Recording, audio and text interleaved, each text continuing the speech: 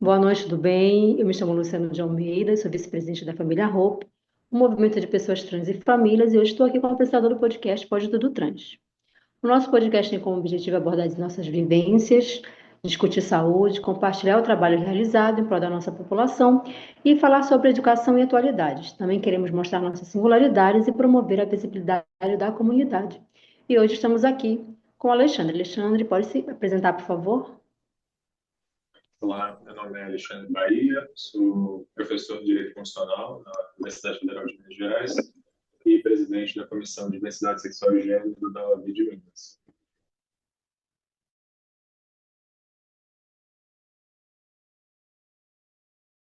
Agora iremos começar suas perguntas, tudo bem? Ok. O que motivou sua escolha pelo direito constitucional e como área da especialização no mestrado e no doutorado? A questão do direito constitucional é muito forte na minha formação, porque a gente entende que a inclusão de novos direitos e é a partir da Constituição que a gente pode pensar em novos modelos, em novos direitos fundamentais de pessoas que muitas vezes estão excluídas, como pessoas, tradicionalmente pessoas LGBT. Então, o direito constitucional me permite fazer esse tipo de discussão, de inclusão de novas pessoas e de novas demandas dentro do direito.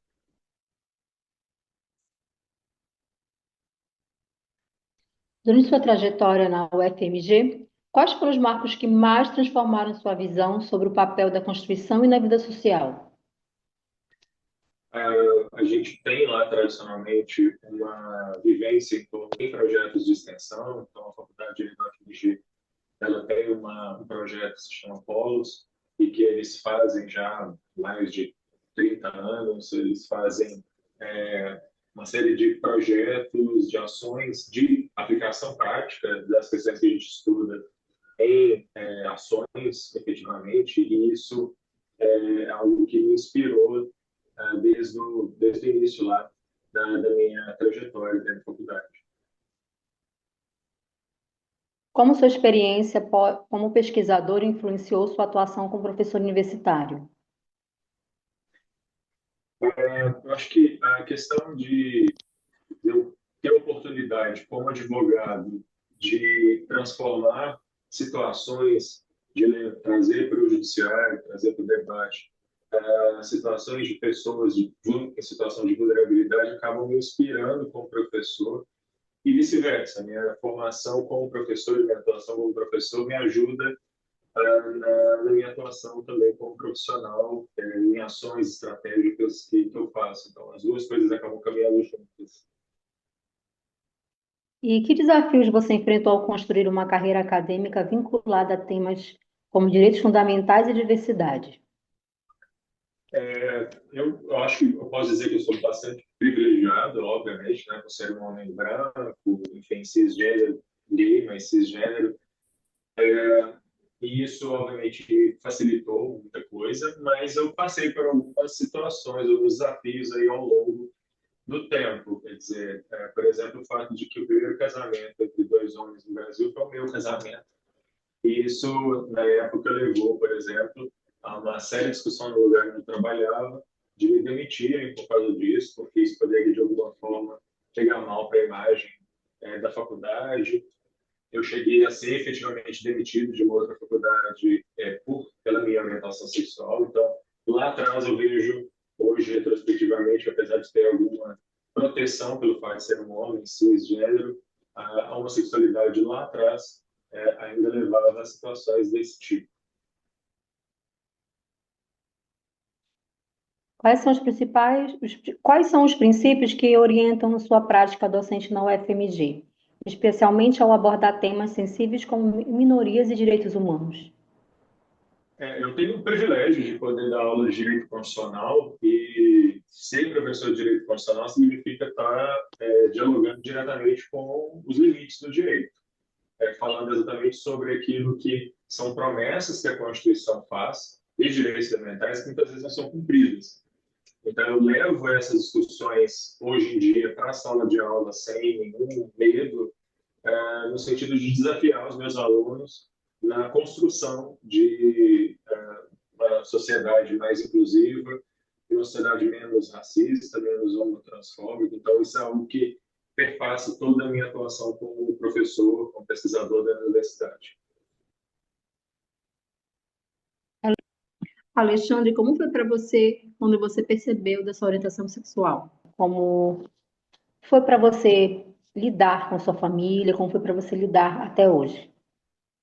Lá atrás foi um desafio muito grande, porque eu venho de uma família que é evangélica, eu mesmo fui evangélico durante muitos anos, durante toda a minha adolescência, e lá atrás isso realmente foi um grande desafio. Então, eu acho que demorei muito tempo, inclusive, para poder ter clareza e para mim mesmo, e assumir para mim mesmo, para poder assumir para os outros. Acho que só quando eu já estava é, estável economicamente, profissionalmente, foi quando eu me senti seguro para poder efetivamente sair do armário, né? Numa época em que essas coisas, essas questões ainda eram tabu, e mesmo na minha área, na área do direito, é algo muito recente de você ter profissionais do direito que se assumam publicamente como pessoas LGBT. Isso não era algo comum, ainda é algo muito recente, né? Os primeiros advogados, os primeiros professores, juízes, ainda hoje, no judiciário, no Ministério Público, ainda é um grande tabu a pessoa ser ostensivamente gay, lésbica, trans, então ainda é um tabu muito grande. Eu enfrentei muito isso lá atrás, que hoje não parece ser tão complicado assim, né? A questão trans hoje certamente ela é muito mais no centro do debate, mas lá atrás é uma outra época em que isso não aparecia no dia. No ano de 2025, você já se sente tranquilo com a Como sua. homem gay, Sim. sim. Na verdade, eu acho que desde pela minha, mas muito por causa da minha situação, né? Eu como um homem branco, professor universitário, cisgênero, eu tenho uma proteção aí que eu sei que é um privilégio, eu não tenho a menor dúvida de que eu tenho uma situação de privilégio face a pessoas que são gays, lésbicas, negros, né, e pessoas trans, enfim. Então, eu tenho, claro que eu sei que a qualquer momento a gente pode sofrer alguma forma de discriminação e violência, mas hoje eu vejo a minha situação é uma situação de muito privilégio. Tenho isso muito claro para mim. Não é a regra da maioria. Então, você acredita que no ano de 2025 muita coisa mudou? Sim, quando a gente vê retrospectivamente, eu entendo que sim.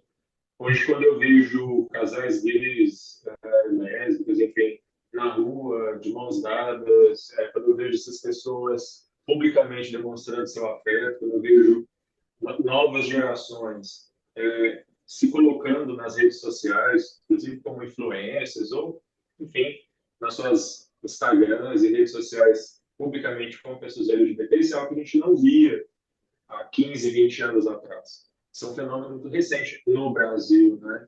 Então, apesar de uma série de desafios e desafios que a gente tem, retrocessos que a gente viu, principalmente durante o governo Bolsonaro e atualmente com o Congresso extremamente conservador, a gente ainda assim eu consigo visualizar avanços. E por que você escolheu essa área de trabalho? O que foi que levou você a escolher essa área de trabalho? Eu gosto muito da pesquisa, eu gosto muito da docência. Estar dentro de uma universidade me possibilita me manter atualizado com as questões e me possibilita também construir coisas.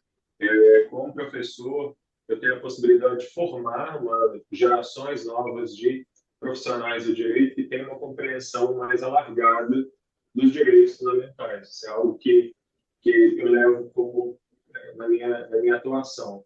É um compromisso com a universidade de pensar o direito não como um monte de leis, mas uma possibilidade, uma ferramenta de transformação da realidade social. E isso é algo que me inspira o tempo todo.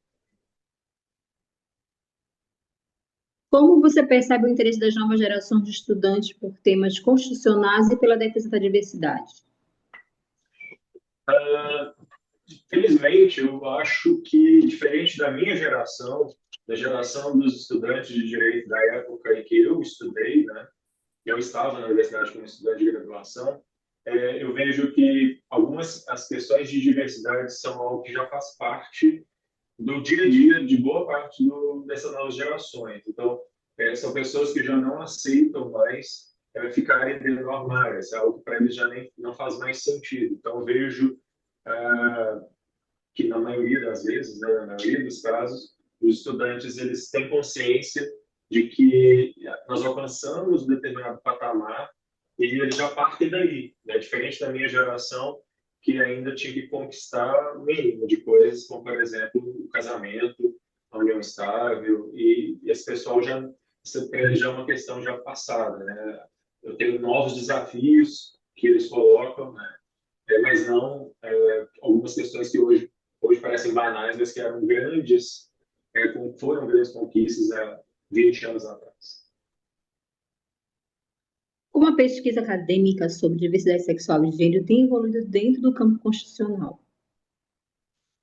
O direito como um todo não falava de questões LGBT até 10, 15 anos atrás, né?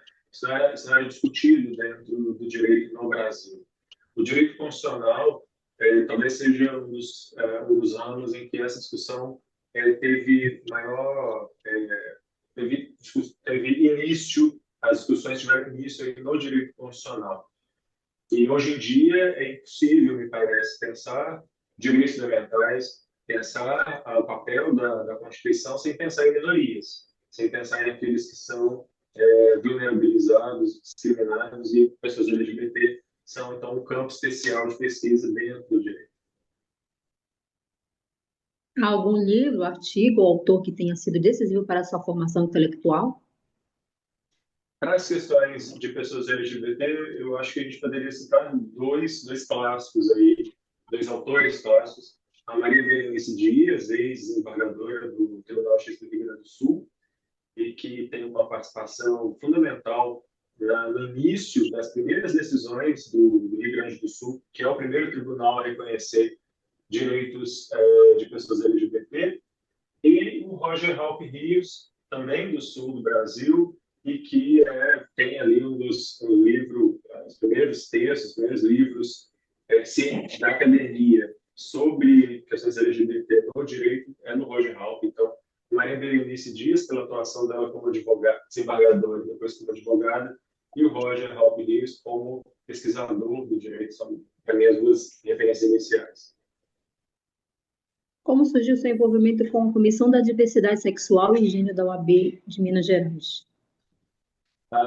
Eu fui convidado há alguns anos para participar da comissão por causa da minha atuação no Supremo Tribunal Federal, por causa da minha atuação na ação sobre a união estável e outras ações. Então, eu comecei participando como membro só mais de 10 anos, e desde então eu estou o tempo todo ali, no primeiro momento como membro, e nas últimas gestões da OAB estive como presidente, vice-presidente e agora presidente novamente da comissão.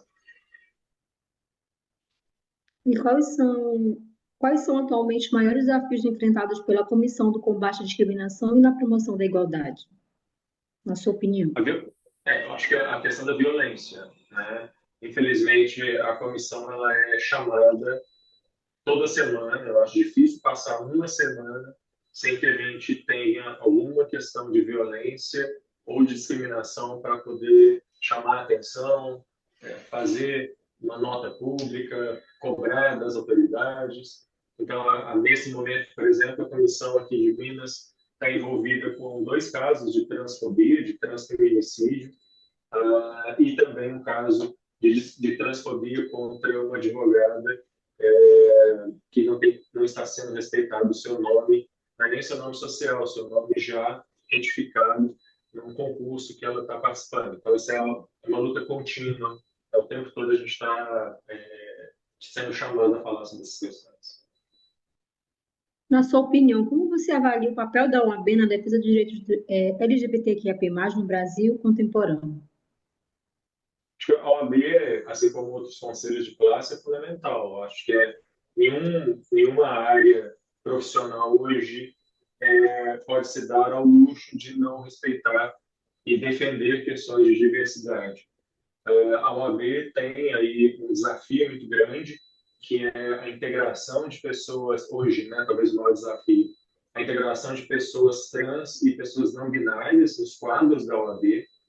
Ainda há uma dificuldade muito grande para que, por exemplo, advogados e advogadas trans tenham reconhecido o seu nome, mesmo nome retificado, além do nome social, na carteira da OAB. No caso do nome social, ele ainda aparece logo abaixo do nome morto, então isso ainda é um desafio muito grande. Ainda em 2025, isso é um desafio muito grande. E isso aparece, inclusive, nos processos. Então, esses advogados, essas advogadas, muitas vezes, na hora que o processo é cadastrado no tribunal, mesmo já tendo o nome retificado, muitas vezes esse processo é cadastrado com o nome morto. Então, isso ainda é um desafio sobre o qual a gente tem travado em algumas batalhas, tanto no Conselho Federal da OAB quanto no Conselho Nacional de Justiça. Você pode compartilhar algum caso, projeto ou iniciativa da comissão que tenha lhe marcado profundamente? A gente, desde algum tempo, a gente tem feito, junto com a Defensoria Pública de Minas e o Ministério Público, mutirões de retificação de nome de pessoas trans. A gente tem conseguido, aí, ao longo dos anos, superar dificuldades orçamentárias, porque até alguns anos atrás, em Minas, essa retificação não era gratuita, só muito recentemente que ela passou a ser gratuita, e a gente vem conseguindo aí, já há alguns anos, sensibilizar o tribunal para conseguir o número X de retificações gratuitas. Esse é um que a gente acho que é um ganho muito grande aí que a comissão trabalha muito grande aí que a comissão vem fazendo para garantir o mínimo, né, para pessoas trans. A criminalização da LGBTfobia trouxe impactos reais no sistema de justiça. Alexandre, o que ainda precisa ser aprimorado? Certamente a decisão de 2019 ela é um marco, ela é uma ferramenta muito importante, porque a partir da decisão de 2019, qualquer pessoa LGBT ela pode procurar a polícia e denunciar a violência e discriminação que ela tenha sofrido. Então, a gente já tem alguns casos, inclusive de tribunais superiores, condenando pessoas por prática de LGBT+fobia, só que isso ainda é um desafio também muito grande, porque ainda existe uma subnotificação muito grande. Muita gente tem medo ou não acredita, né, que vai dar alguma coisa quando sofre, não procura a polícia. Mesmo muitas vezes quando procura a polícia não, ela faz sumir a motivação LGBTfóbica da denúncia. Então, aí colocar a decisão no dia a dia das pessoas. Mas acho que a gente tem caminhado nesse sentido. No estado do Pará, teve um fato, que a gente não pode falar o nome das pessoas, mas teve um fato ocorrido de uma denúncia falsa.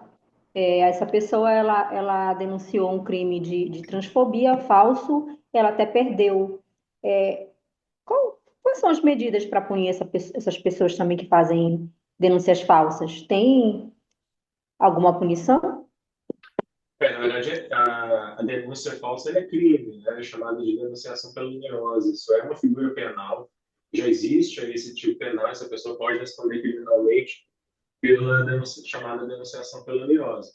E é uma pena quando a gente vê situações assim. É a mesma coisa quando um falso crime de racismo é denunciado ou uma falsa violência contra a mulher é denunciada. A gente sabe que somos uma sociedade profundamente, né, na sua maioria, racista, transfóbica, misógina, que mata mulheres. E aí, quando você vê uma denúncia falsa, isso acaba, de alguma forma, fragilizando as denúncias verdadeiras, os casos verdadeiros. Mas isso é crime, isso é previsto, inclusive, em lei, como tipo penal. O que conforta é que essa pessoa perdeu no processo, né? Porque até as testemunhas o processo todo em si era falso. E o que conforta é isso. Uhum. Alexandre, a gente te agradece a você por ter participado. Foi um prazer enorme estar com você aqui. E a gente queria saber um pouco de você. O que você gosta de fazer na vida pessoal?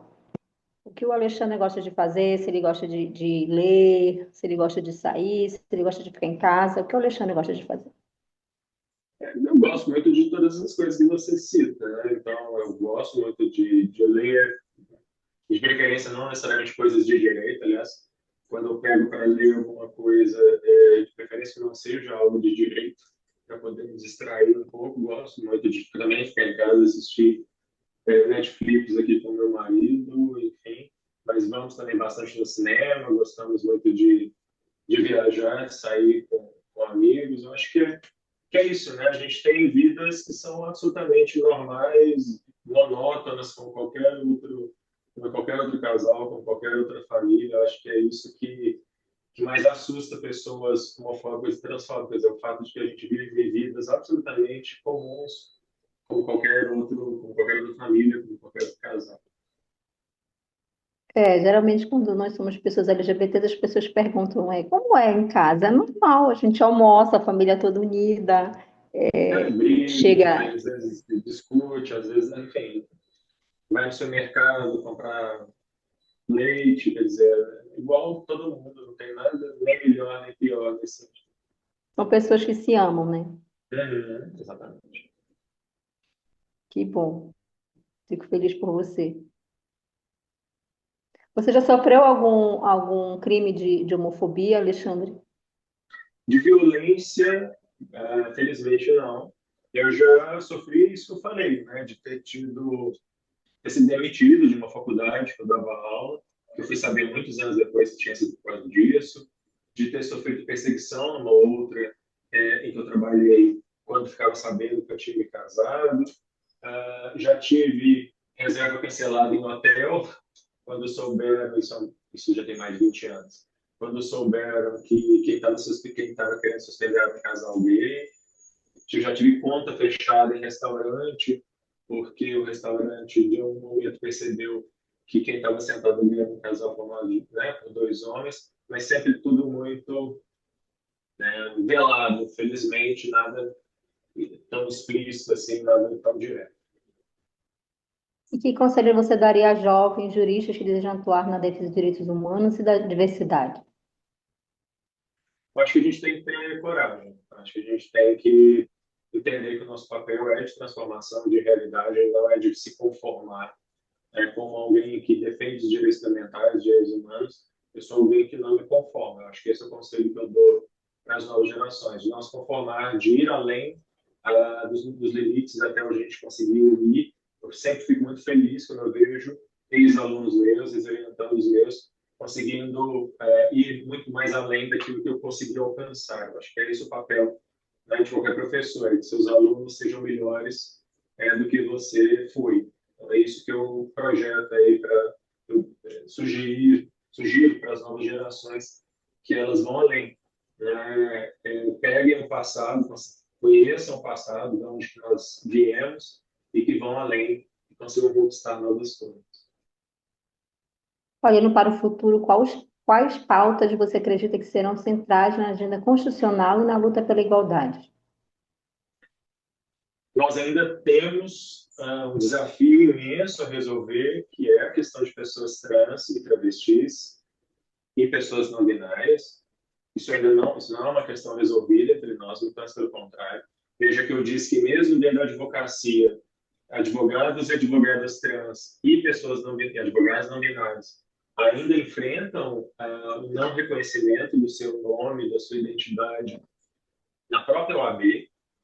Então, na verdade, olhando retrospectivamente, a gente percebe que o grande espantalho moral hoje na política, do discurso fundamentalista, são pessoas trans travestis, como se elas fossem o grande problema. E vejo que a gente ainda discute no Brasil questões absolutamente elementares, como o banheiro. A gente não tem resolvido a questão do banheiro, por exemplo, de pessoas trans. É incrível que a gente vai terminando aí o ano de 2025 sem que essa seja uma questão resolvida. Então, no curto prazo, mas eu acho que também no médio prazo, a questão é de resolver os direitos de pessoas trans, travestis, de maneira completa, de maneira a dar a elas devido respeito que elas merecem. Isso ainda é algo que a gente vai ter que enfrentar nos próximos anos. Eu acredito, né, na minha visão como uma pessoa ativista, militante pela causa trans, que em relação aos banheiros, eles deviam ser tem que ser um projeto muito bem trabalhado, porque o banheiro masculino, ele é um pouco exposto para um adolescente entrar, né, um menino trans entrar no banheiro masculino, né, porque, assim, logo na entrada, os homens já estão expostos ali, né, então eu acho que tinha que fazer um projeto muito bem pensado, modificado, principalmente o banheiro masculino, Sim. em relação aos meninos, né, aos adolescentes, né? Porque não é E só colocar ter acesso ao banheiro masculino e nem ao banheiro feminino, é N coisas, né? N sim, situações.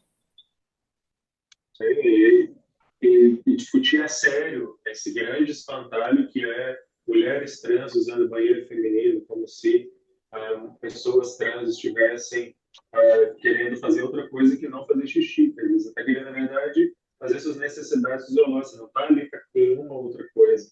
Mas existe um espantalho moral criado em torno de um pretenso perigo que mulheres cis sofreriam de dividirem um banheiro com uma travesti ou uma mulher trans, quando a gente sabe, na verdade, se a gente for olhar dados efetivamente, o lugar mais perigoso para uma mulher cis no Brasil é dentro de casa.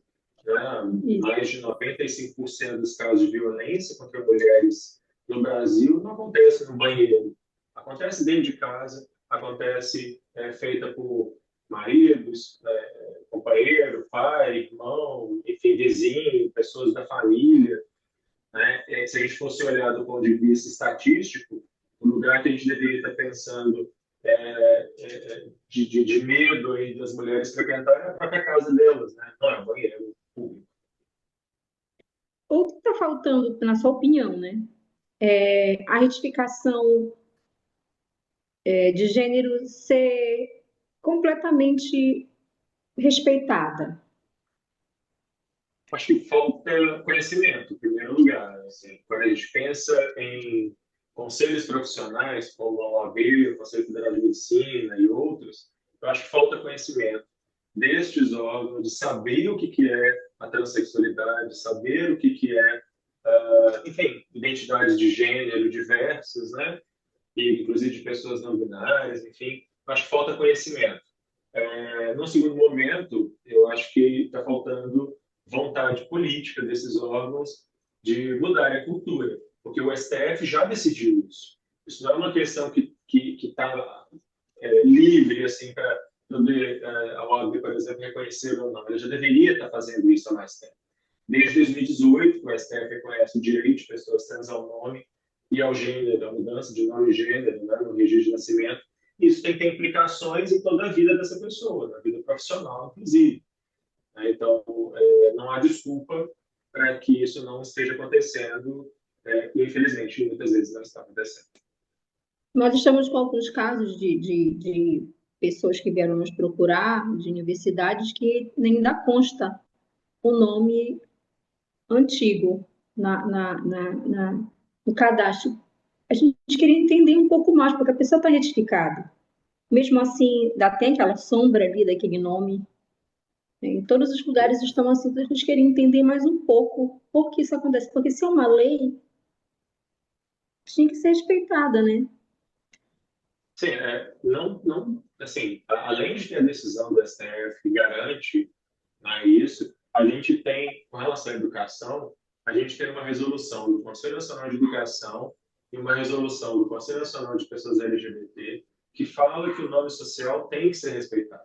Então, ainda que seja o nome social, ainda que não seja o nome identificado, na lista de chamada, e em todas as vezes que essa pessoa for identificada dentro da escola, tem que ser respeitado o nome social, né? E aí, se o nome já for um nome identificado, então não tem desculpa, não há desculpa mesmo, não há porquê de não usar o nome identificado. Então, assim, pessoas que sofrerem esse tipo de situação, elas precisam procurar aí advogado, defensoria pública, que seja, para exigir que o nome seja respeitado. Isso é o mínimo. Queremos agradecer a sua presença hoje no nosso podcast. Desejamos a você tudo de melhor dessa terra. Muito obrigada por estar no nosso convite, Alexandre. Eu que agradeço pelo convite. Foi muito bom saber do projeto de vocês, muito bom conhecer o podcast e, enfim, obrigado aí. O que você precisar também caso pessoas trans, adolescentes, familiares lhe procurarem, você pode dar o nosso número, que a gente está aqui para dar esse suporte, porque a família é a base para qualquer pessoa, para ela ter apoio para poder se estruturar no decorrer da sua vida. Então, se procurarem você, e até você também, quiser conversar com a gente está aqui à disposição de você também, da sua família, de quem for necessário para que a gente possa. Sempre a gente vai ter algum problema, mas o que importa é que a gente esteja tendo o apoio das pessoas. Tá certo. Muito obrigado, de verdade. Obrigado. Boa noite. Família, mais uma entrevista com Alexandre, muito esclarecedora. Até a próxima. E lembrem, vocês não estão sozinhos, há uma família esperando por vocês, a família Hope. Tchau, tchau. Até a próxima.